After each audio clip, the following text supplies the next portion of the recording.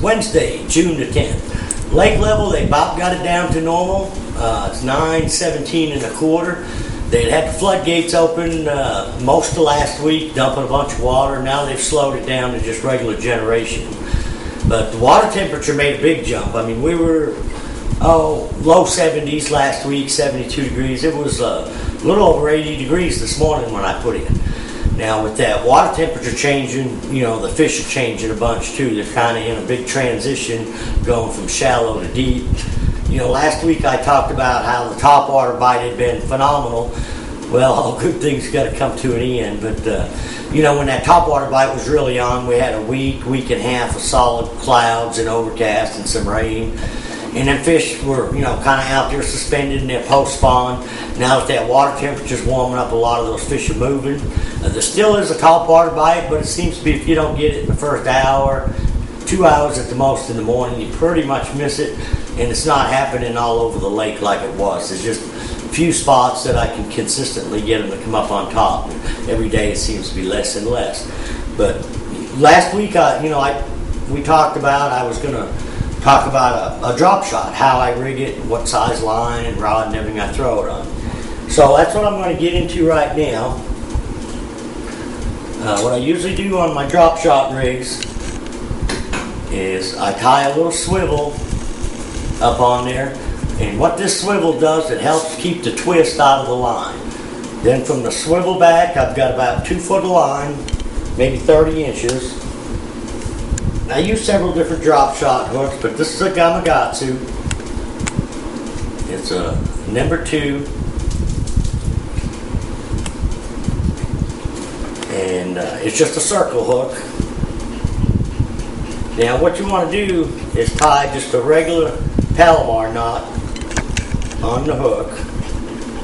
Like I said, I've got about 30 inches of tag line coming down from the swivel.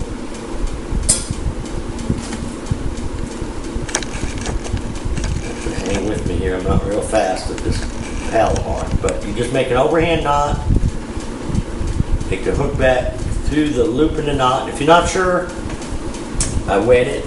If it's going too fast for you, just Google up Palomar knot and you'll see it online how to do it. Now the most important part of tying this is after you tie the Palomar knot, you got to take the tag end of the line, put it back in the eye of the hook from the hook side, from the open part of the hook. And, why this is the most important part of it is what that does, it pulls the knot back through there so that when you're vertical fishing that, the hook is pointed up like that. If that hook is pointed down, you're going to have trouble sticking the fish. And then I just use different drop shot weights. Everybody makes them. And you don't necessarily have to have the swivel, because the swivel down here on the weight doesn't do much. You slide the line up in there and cinch it. You don't even have to tie it. But it's got a built-in swivel, but like I say, the swivel gets, all the twist gets in here from the worm. So by putting a swivel up above the hook, that'll help quite a bit. Now if I'm fishing a lot over deep timber, I will use a 1/0 fine wire hook where I can Texas rig the bait. But for the most part, I like to fish in an open hook. I just feed it up on there about 1/2 inch. Now the rod, I like to use a 7-foot rod, and this is a Lew's speed stick, and it's specifically designed just for drop shot, 7-foot drop shot rod. Now they make 2 different models, one lighter, one a little bit heavier. I like the lighter one for almost all my applications. And I've got it teamed up with a Team Lew's Gold Spin, either a 200 or a 300. This particular one is a 300. Now I'll usually use 6 to 8 pound line, monofilament 90-95% of the time. Now if I'm fishing a tournament, I will use fluorocarbon. I don't like the twist that I get with fluorocarbon, but it is a little bit more sensitive, and I believe it is a little bit more, a little stronger. So if I'm fishing a tournament, I'll usually use fluorocarbon line, and my favorite line to use is Sun line. Now I'll probably use a 7-pound Sniper Sun fluorocarbon. But like I say, 95% of the time, just out fun fishing and guiding, I use a stuff called Andes. It's made in Florida. I've had real good luck with it.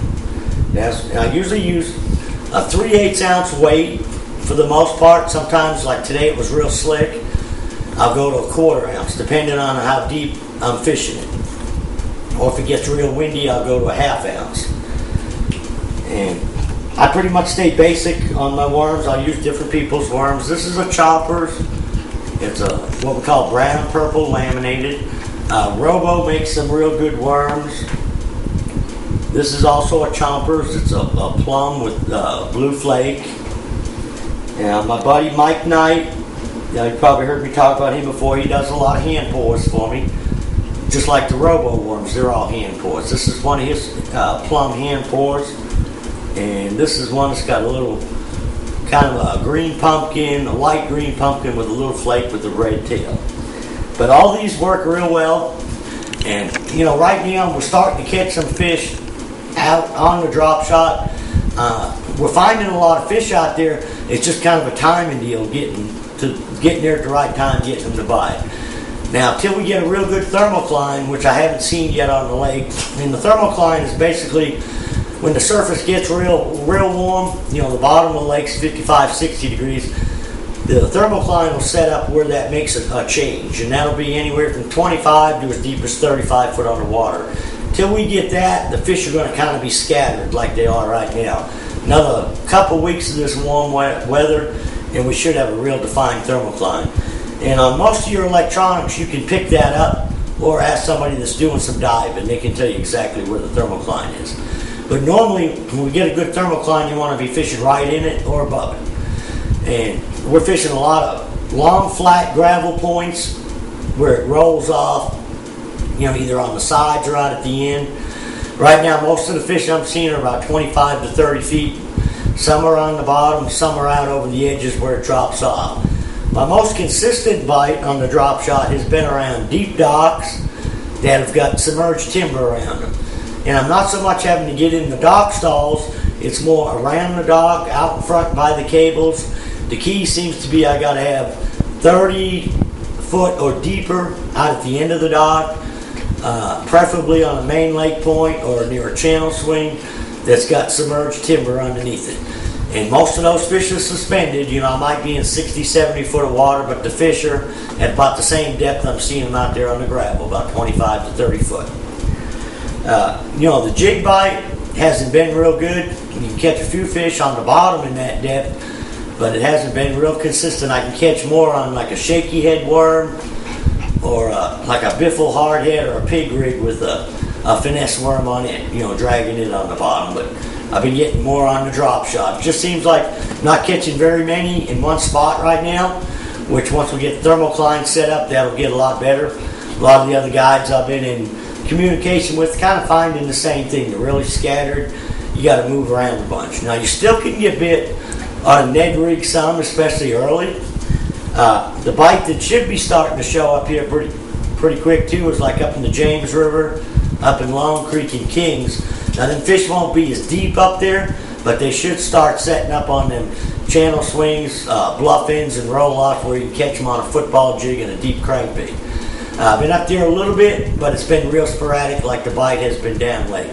So I actually think another week of real hot weather is going to group these fish up a little bit more and make them a little easier to catch. So until next week, good luck, good fishing.